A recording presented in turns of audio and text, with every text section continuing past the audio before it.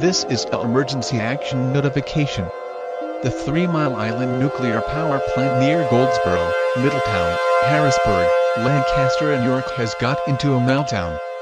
If the nuclear power plant explodes, Pennsylvania will be destroyed first. As well with Ohio, Virginia, West Virginia, New Jersey, City of New York, Delaware, Washington, D.C., and the rest of the Northeast. Get to the nearest fallout shelter or evacuate. Get a battery-powered radio, non-perishable food, medkit and water. This is a dangerous situation for the United States.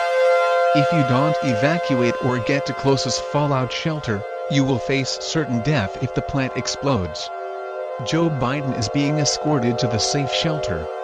And we'll give you more information on radio.